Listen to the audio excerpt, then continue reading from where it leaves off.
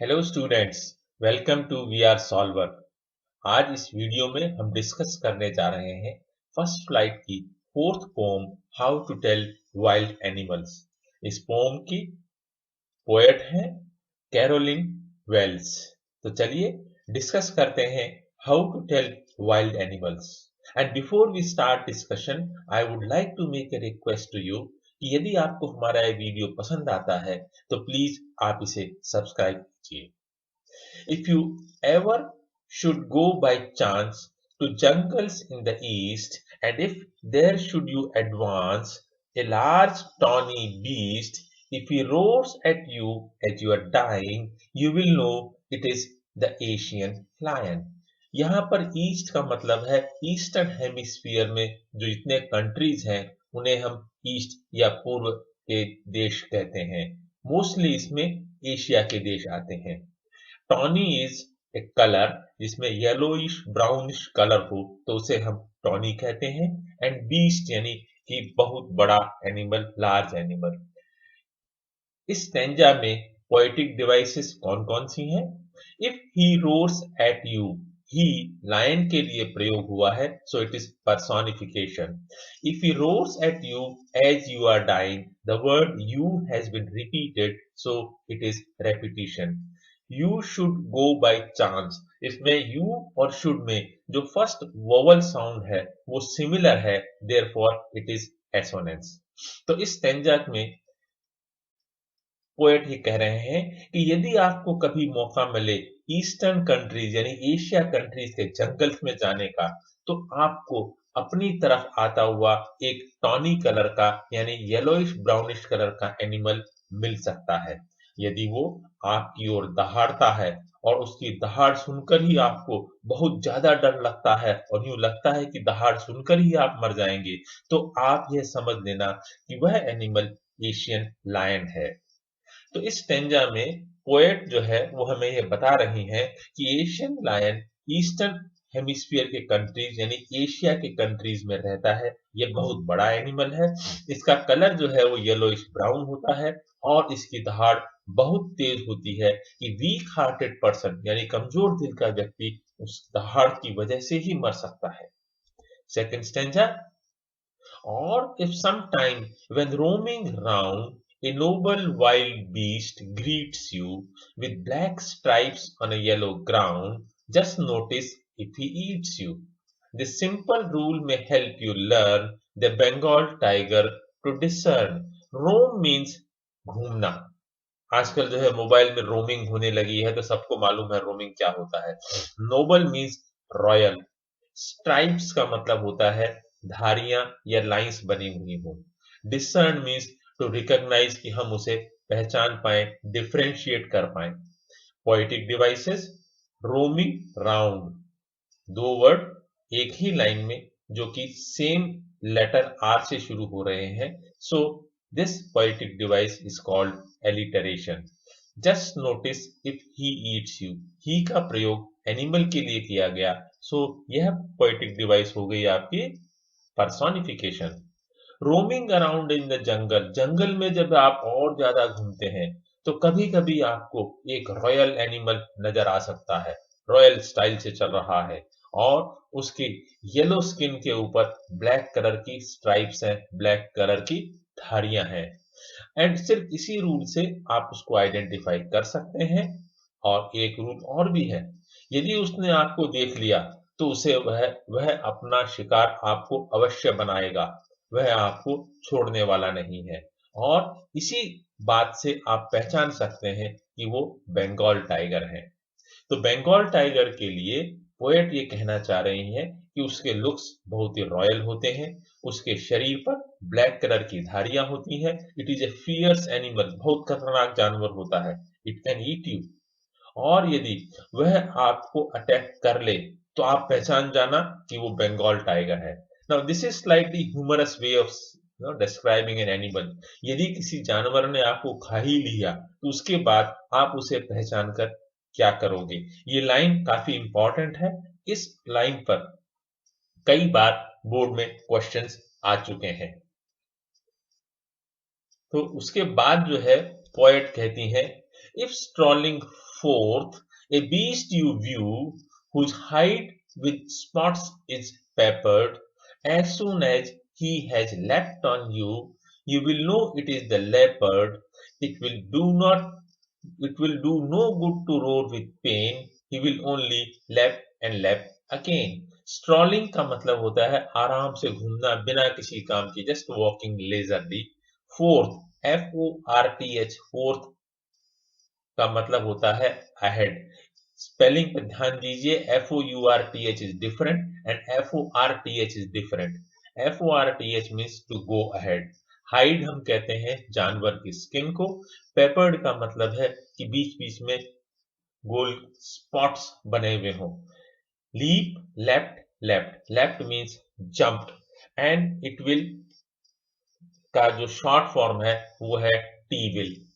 Poetic devices, he has left, ही का प्रयोग animal के लिए किया, सो ये हो गई आपकी पर्सोनिफिकेशन। दो शब्द ही और हैज एच से स्टार्ट हो रहे हैं तो ये हो गई poetic device alliteration. Strolling forth, first vowel, same sound in the same line, therefore this poetic device is assonance. He will only lap and lap again. एक बार फिर से he वर्ड यूज हुआ है एनिमल के लिए। personification is the poetic device. He will only lap and lap again. Word lap दो बार प्रयोग किया गया है एक ही लाइन में, therefore the poetic device is repetition. तो पोएट ये कह रहे हैं कि जंगल में घूमते घूमते आपको एक ऐसा जानवर भी नजर आ सकता है जिसके स्किन के ऊपर, जिसकी हाइट के ऊपर ब्लैक कलर के स्पॉट्स हैं, और as soon as he sees you, जो ही उसने आपको देखा वो तुरंत आपके ऊपर छलांग लगा देगा। आपको चिल्लाने का कोई अवसर भी नहीं मिलेगा। वह आपको काट काट करके अपने पंजों से और मुंह से आपको मार डाल सकता है। तो पोएट जो है लेपर्ड को डिस्क्राइब कर रही हैं और कह रही हैं कि ब्लैक कलर के स्पॉट्स होते हैं लेपर्ड की हाइड के ऊपर। It is a very quick animal, very quick to act, बहुत फुर्तीला होता है, और ये जब भी अपने शिकार को पकड़ लेता है तो उसकी पकड़ इतनी मजबूत होती है कि शिकार उसके पंजों से बच नहीं पाता है। वो कितना भी चिल्लाए लेकिन लेपर्ड जो है उसे छोड़ता नहीं है।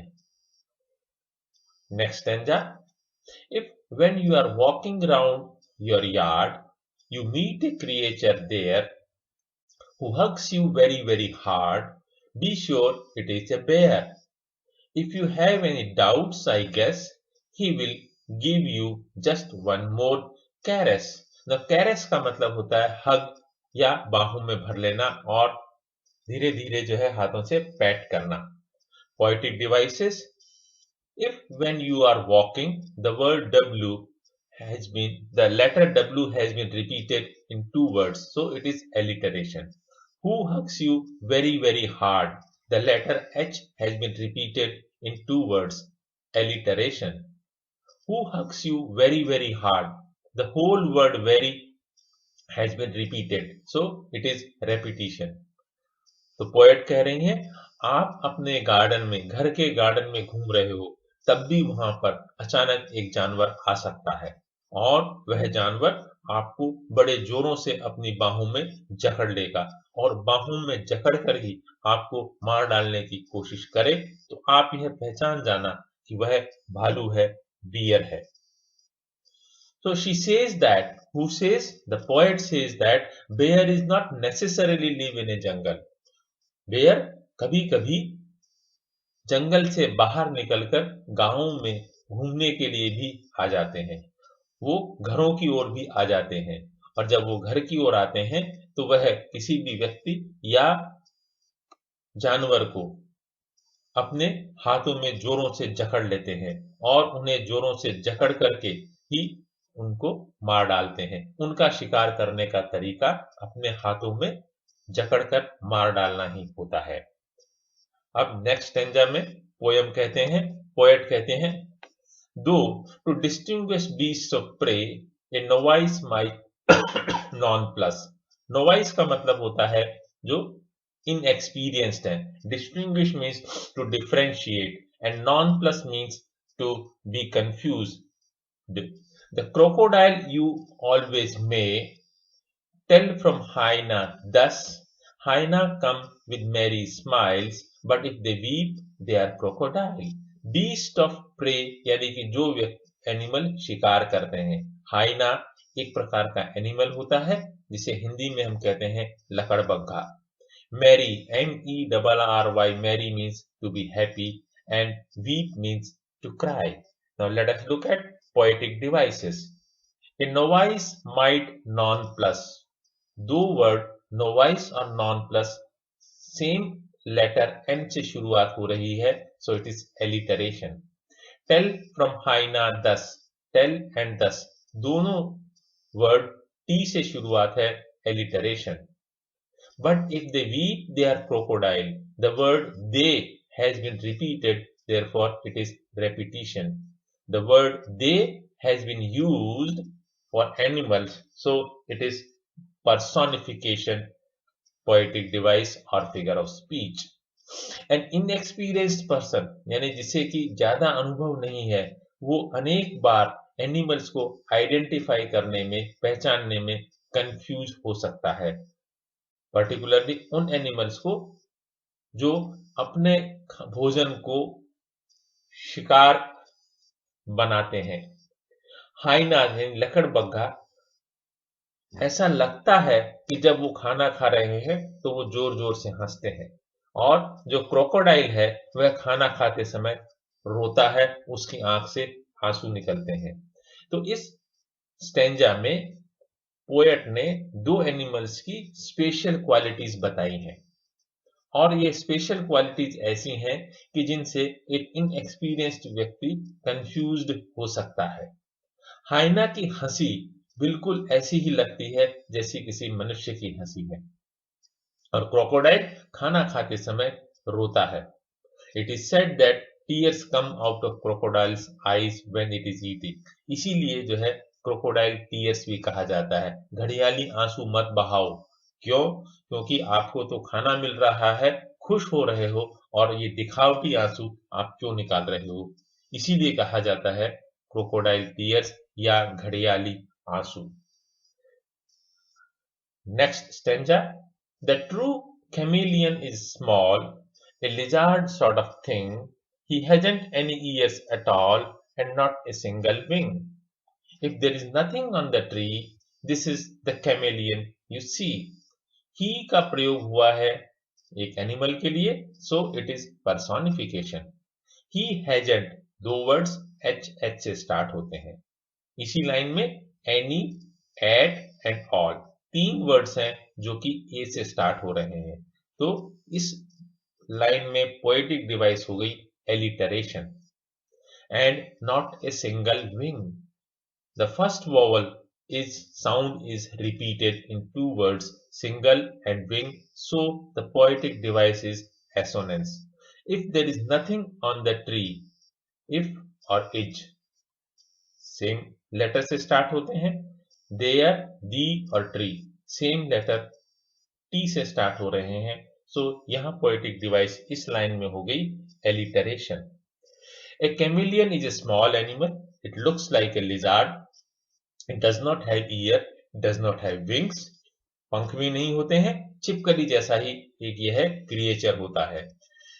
तो इसको हम हिंदी में कहते हैं गिरगिट. सो गिरगिट जो है अपने आसपास का जो वातावरण होता है उसके हिसाब से अपना कलर को चेंज कर लेता है. तो यदि आपको किसी पेड़ पर कुछ भी जानवर नजर नहीं आ रहा है, कोई भी जानवर नजर नहीं आ रहा है, तो भी हो सकता है कि वहां पर गिरगिट बैठा हुआ हो.